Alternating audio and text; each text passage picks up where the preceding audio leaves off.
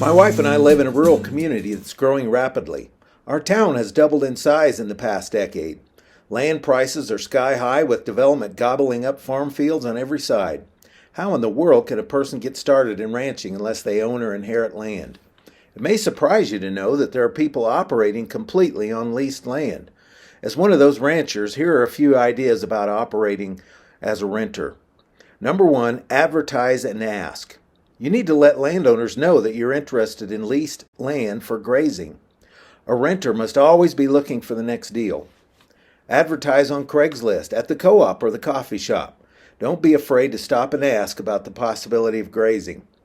I missed out on some winter grazing right next door simply because I didn't ask. Let landowners know the different options you can offer along with your concern for land and livestock.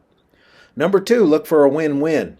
Many small landowners are interested in gaining ag tax status versus recreational or residential tax rates, which are significantly higher. Others are concerned about the environment and interested in the positive impact of grazing. Some landowners actually care about soil health and are open to natural regenerative practices. Explain to them how rotational grazing sequesters carbon, deposits nutrients, encourages microbial activity, and builds organic matter. Number three, maintain relationships. Communicate with your landlord. Leave contact info where they can reach you if there's a problem. Let them know when you repair the fence, improve the facilities, or clean up a mess. Report your in and out dates and relate your vision for improvement. Let landlords buy into the idea of providing healthy food for their community. Build a reputation as a manager who leaves things better than they found it. Number four, be flexible. One of the realities of leasing is that you don't have ultimate control. The landowner has the final say, which may not fit with your plans. Maintain other options in case there's a change in plans because of weather or grazing conditions. Are you willing to haul water to utilize pasture? A renter has to be willing to think outside the box and find creative solutions. Number five, be mobile. More than likely, you will end up with leases that are somewhat scattered. Different tracts will develop unique uses at various times of the year.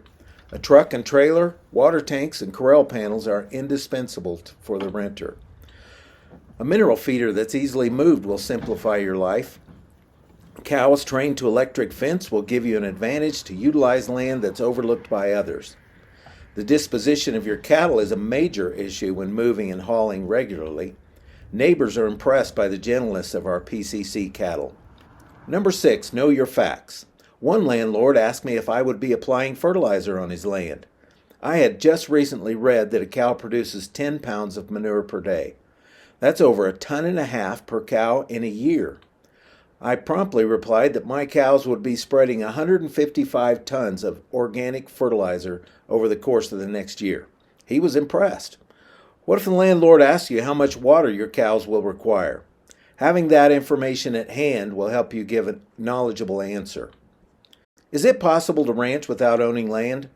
Yes, it is if you're willing to do some extra work, think outside the box, and keep moving.